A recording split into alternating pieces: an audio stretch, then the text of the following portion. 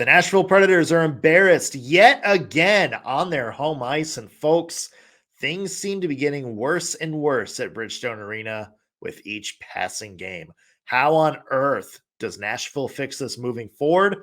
We'll talk about it today on the Locked On Predators podcast. Your Locked On Predators, your daily podcast on the Nashville Predators. Part of the Locked On Podcast Network, your team every day.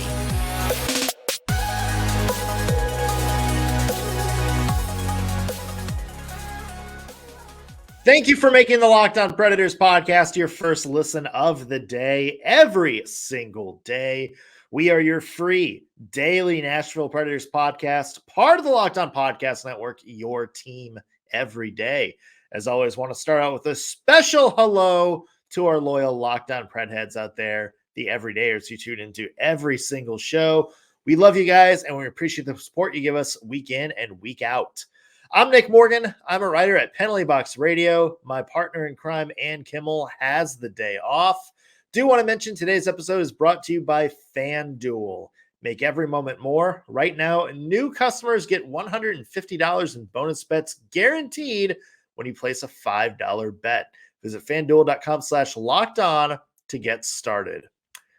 On today's show, another embarrassing performance in Smashville for the Nashville Predators. Andrew Burnett thought he called this start the worst he's seen on the home ice so far. A 5-3 loss to the Anaheim Ducks, but don't get that 2-goal difference twisted.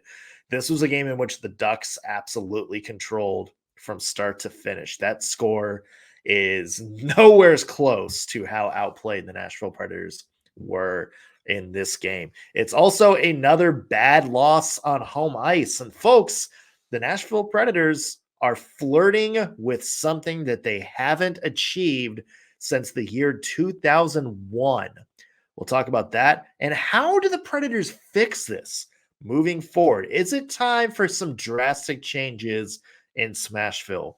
All topics that we will cover on today's recap episode. But first, let us walk through the game last night. If you missed it, oh boy, it got bad very fast. Ryan Strome got the first goal for Anaheim just 11 minutes into the game. It came after a Predators power play. Strome had the penalty, came out of the box, breakaway on UC Saros. Then we had a goal from Frank Vatrano. Weird shot, kind of bounced in off a couple different people. Vatrano got credit for it. Mason McTavish scored on the power play, a tough angle shot. All of this was in the last 10 minutes of the first period. So all of a sudden, Preds down 3-0. Things didn't get any better in the second period. Another bad shot gets deflected past UC Saros. Troy Terry with this one. That's 4-0 Anaheim. And then in the third period, Radko Gudas stopped on a breakaway, but the Preds couldn't clear the puck. Gudas got it back and scored a wraparound past Saros. That made it 5-0. The Preds did come back late. Alexander Carrier with a good shorthanded goal, and then a little bit of an energy line push. Phil Tomasino scored to make it 5-2, thanks to a good play from Michael McCarron, and then another good play from Michael McCarron set up Denis Gurianov with just under a minute left. So Preds, a good push at the end, but still nowhere as close to where they needed to be. 5-3, the final score. One word to describe last night's game for me: Griswald Vacations. I'm talking about the Griswolds from the Vacation franchise, Vacation, Christmas Vacation, Vegas Vacation, whichever movie you want to hone in on. They're all pretty much the same plot. Clark means well. He's planning this big, elaborate vacation for his people, and then things just start slowly but surely going wrong one at a time. They have their little tires stolen in East St. Louis, which reminds you never to steal in East St. Louis. And Christmas Vacation, they don't have the right tree, or it's too big. It pops off. The bonus doesn't come. All these little things happen, and you can see Clark just trying to hold things together, stay positive despite all of these obvious setbacks. But then by the end of the movie, when just everything keeps going wrong, frustration sets in. And that's when he punches Wally the Moose. That's when he just goes on an absolute tirade. Hallelujah, holy blank, where's the Tylenol in Christmas Vacation? That seems to be what happened with the Predators last night. They were saying all the right things. They were doing everything right on the ice after some of these bad goals. But as the game went on and the more they were stonewalled by Doskal on one end, and the more just strange goals got past Saros, you could see the frustration in Nashville start to pick up. You see Philip Forsberg just start kind of ignoring the puck and just start going for massive hits.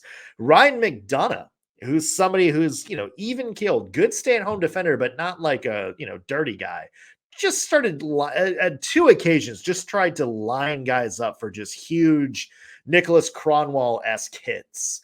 And it's funny enough that Michael McCarron, who gets frustrated himself, lands a big hit on one of the Ducks players, knocks him off his block, and that's what wound up setting up the Preds' second goal. If the Predators hadn't scored that goal, it seems like there might have been some blood boiling over there at the end of that game. But frustration is the name of the game for the Nashville Predators. You can see it on the ice. You can hear it in their post-game comments afterwards. You can see just Andrew Brunette. It's funny. I noticed in the post-game press conference, Brunette, at some point smiling. And it's kind of like the more, it's just sort of like and it's not like a happy smile. It's like the smile that Mike Babcock used to give before he just absolutely went off on people. It's like that little smile, Nicki Minaj does before she just gets into like a verse, absolutely obliterating a fellow rival, like the full, like, I'm coming after you. And that seems to be Brunette's take on this team right now. Somebody asked him after that Calgary game, it's like, hey, was this a wake-up call? And he said, nope, that wake-up call should have come weeks ago. And then after, this game last night, we heard from Brunette. He's like, you know what? I think the start to this game was the worst one we've had yet.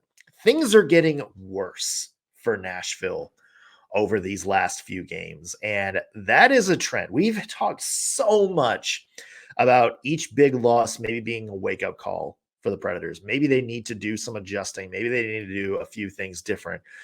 Brunette has echoed that. The players have said, it's like, this is kind of our wake-up call. We need to get better. Like it starts now.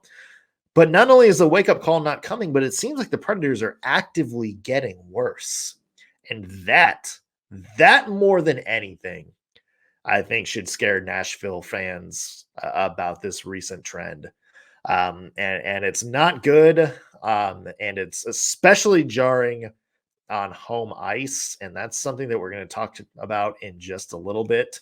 What has been the problem at home for Bridgestone Arena? Bridgestone Arena is such a vaunted place, one of the toughest road environments for teams to come to in the NHL. The Preds just haven't been good at home this year. And there's some historical context to how jarring their record is at home this year. We'll talk about that in just a second. Plus, how do the Predators fix this moving forward? All topics that we'll cover coming up today on the Locked On Predators podcast. First, though, want to mention today's episode, again, is brought to you by FanDuel. The NFL regular season is in the books. Playoffs are just getting started. And even if your team's not in it, sorry, Titans fans, you can still get in on the action with FanDuel, America's #1 sportsbook. Right now, new customers get $150 in bonus bets guaranteed when you place a $5 bet. That's right. All you have to do is put $5 down and you can get $150 in bonus bets, win or lose. It's all in an app that is so easy to use, and there's so many different ways to bet, like the live same game parlays. You can find bets in FanDuel's new Explore tab, or you can make a parlay in the Parlay Hub, the best way to find popular parlays. And of course, you can bet on odds, player props, like how many passing yards is Jared Goff going to have this weekend, or how many rushing yards will Lamar Jackson have. and more, like money line in the spreads. So whatever you want to bet on, FanDuel's got you covered. Go check out their deals right now. Visit FanDuel.com/lockedon and make your first bet a chip shot field goal. FanDuel, official partner of the NFL.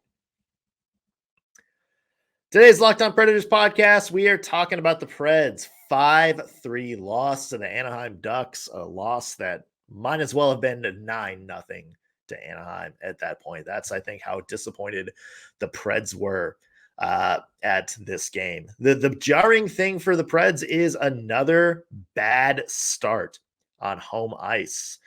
They were down 3-0 to the Anaheim Ducks. Remember, the last home game played before then was against the Calgary Flames, in which they went down 4-0 in the first period. These first period starts seem to be getting worse and worse. The effort just isn't there. The coordination just isn't there. And the Predators are starting to notice Gustav Nyquist. Oh, you could hear the frustration in his post-game press conference last night. Let's take a listen. We should hopefully keep this feeling, this pissed off feeling that we don't seem to get early enough at home in home games. I find, we make a push in the end, but it's too late. That's got to be right off the bat. So hopefully we can keep this feeling going into next game. Not just a feeling, a pissed off feeling. That's how the Preds are feeling right now.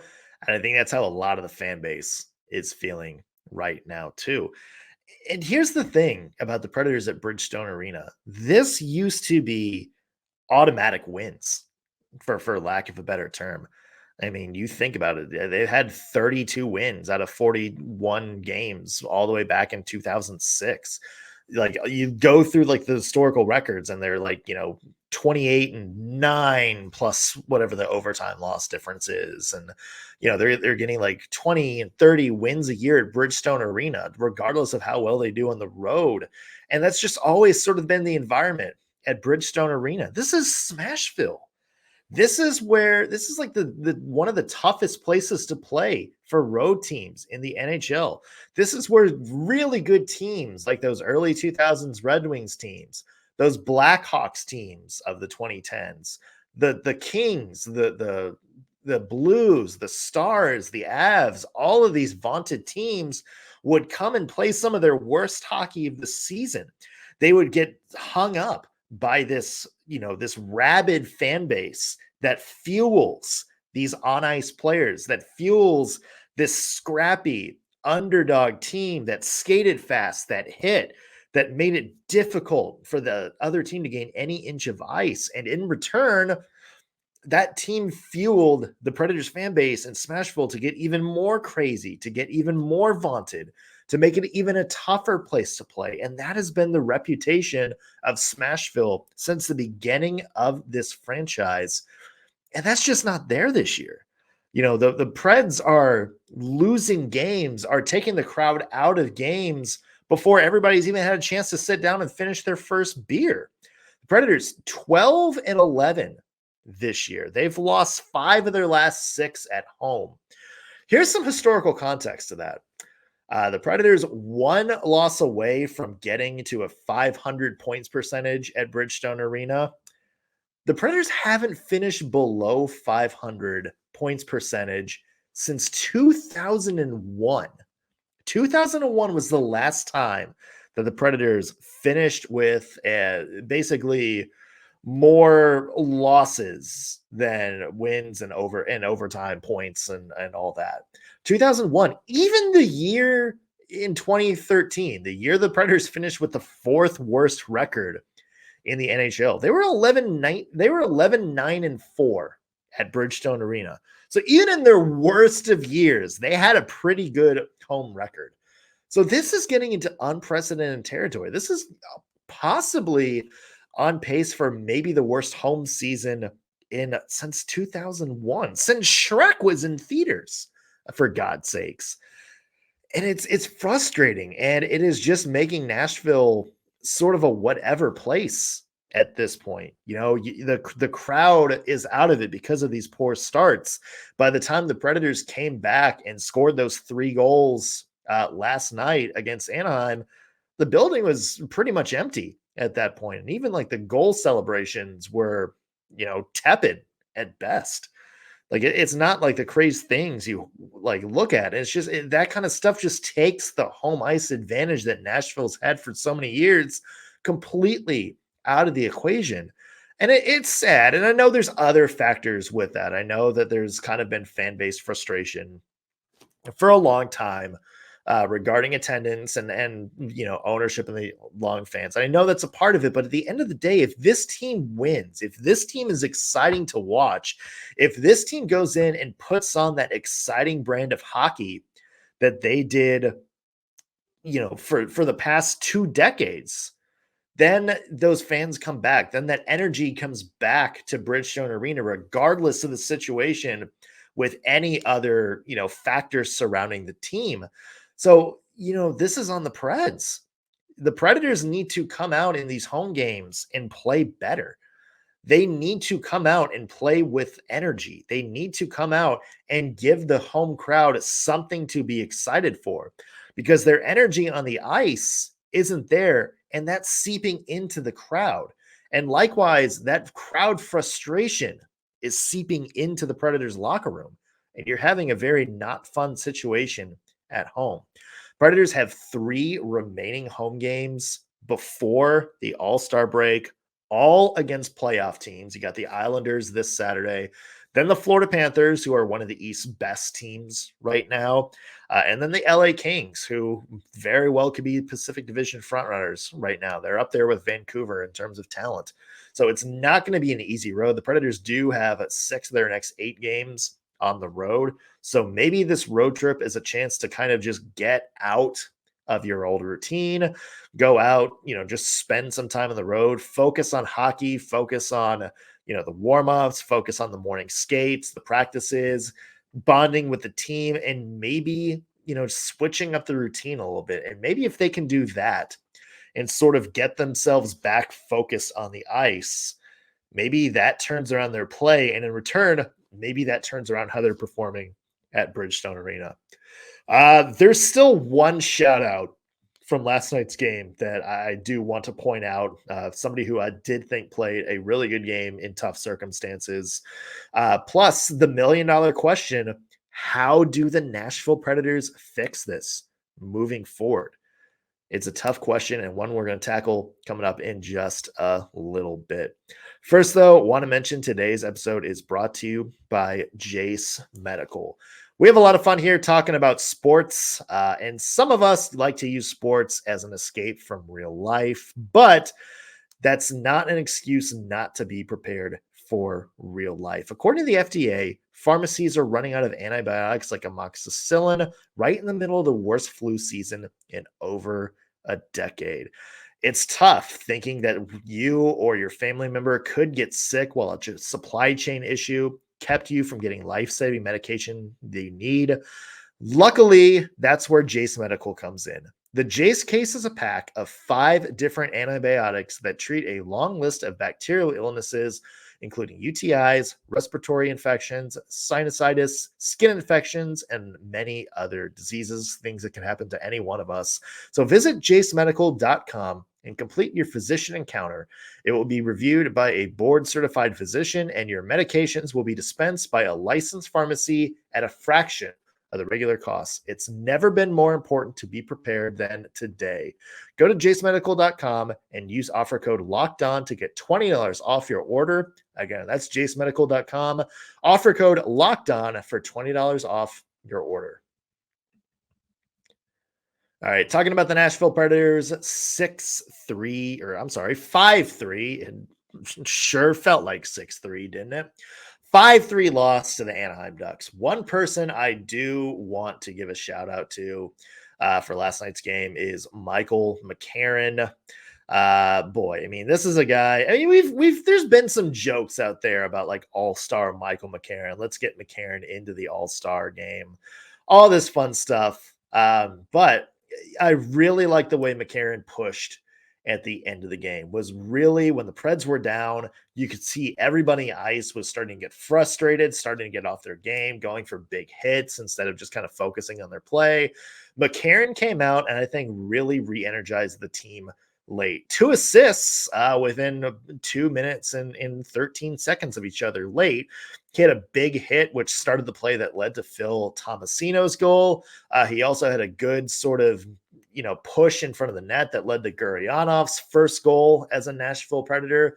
Michael McCarron, when he's been out there, by no means is he like a 82 game player or anything like that. But you have noticed that when he's been out there, McCarron has been sort of the energy guy.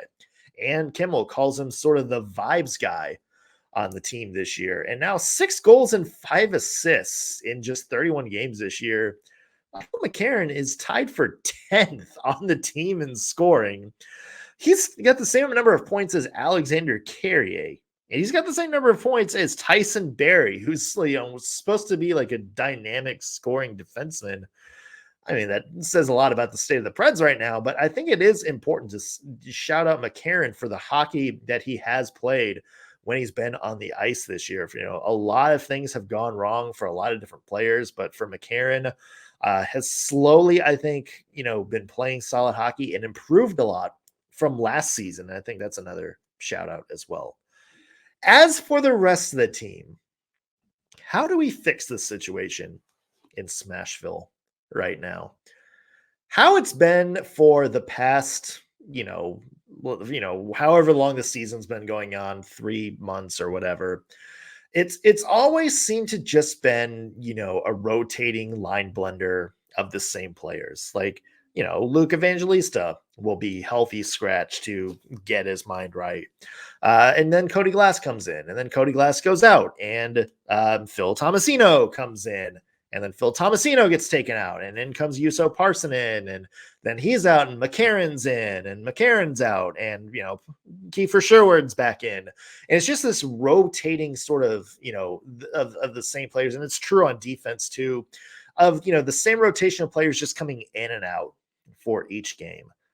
At this point, it doesn't seem like enough. It doesn't seem like it's going to energize the team. It's kind of like walking on the deck of the Titanic and trying to rearrange the deck furniture, rearrange all the lawn chairs as it's sinking into the sea. That's not fixing the main problem on the Titanic right now. The Predators need to have something to just patch up that hole in the side of the ship. And I think it might be time to start considering some real roster makeover. I mean, first things first, you're probably going to want to make a couple of trades with Tyson Barrie and Dante Fabro in the fold, maybe clear some space out to bring somebody like Spencer Stastny, who was just named to the AHL All-Star team. Or Mark Del Gaizo, maybe give him some more minutes up front. At this point, are you completely sold on Trennan being here next year? Are you completely sold on Kiefer Sherwood being here next year? If not, maybe it's time to either move those guys or take them out of the lineup. Maybe see what you have in a guy like Denis Guryanov full time. Maybe see if Joakim Kamel, although he hasn't had the best season, see if he's maybe ready for his first glint of NHL action. Maybe same with, Svechkov or, Zachary LaRue. Are they ready for an NHL audition? Maybe Afanasiev, who I think has played a lot better in Milwaukee this season in the past couple of years. Maybe he gets another look. You got to start doing something, because at this point, you're just kind of taking the same cast and characters in and out of the lineup and hoping a couple days off, hoping a new look will energize them. And it's getting to the point where, it's just kind of the same rotation of guys doing the same problems, or falling victim to the same problems each game. And I think, you have to look to Milwaukee and you have to see, okay, what do we have in Afanasiev? What do we have in Kemmel? Is Spencer Stastny ready for a full-time, maybe top 4 role on defense? Is Mark Del Gaizo ready to take that next step? These are questions I think that Barry Trotz and Andrew Burnett need to start getting some answers to. And I think it starts with giving some of these guys auditions. The conventional wisdom would say after the trade deadline, but the way the Predators have been playing, maybe it's time to go ahead and pull that trigger now. If you're ready to make some decisions on some of these guys, if you know Tyson Barrie is not going to be on this team, if you know that you're not sold on Dante Fabro or Alexander Carrier, whoever the Predators, decide to part with, if you know you're maybe not going to bring back Yakov Trenin, maybe go ahead and move some guys. Or if, you can't find takers, put them out of the lineup or waive them. Maybe get some new blood out there. Maybe that is what the Predators need. We saw it happen last year. Everybody got hurt or traded. Half the team got traded. The other half of the key players like Matt Duchene and Philip Forsberg and Roman Josi all went down with injuries. And so you basically had to bring up half the Milwaukee Admirals up to the team. And what do? They performed admirably down the stretch, no pun intended. They almost helped the Nashville Predators get into a playoff spot. Roman Josi was Juuse Saros, I should say, was a big part of that in goal. But you still had guys like Evangelista, absolutely tearing it up, and Cody Glass and Tommy Novak going head to head with some of the NHL's best stars and, either skating right there with them or even outplaying him a couple of shifts. I think it might be time for the Nashville Predators to go down that road because, again, forget the playoff picture for a second. The main focus for the Nashville Predators this year was focusing on their future. Sort out who on this team might be a fit moving forward. Who are players that they can build around?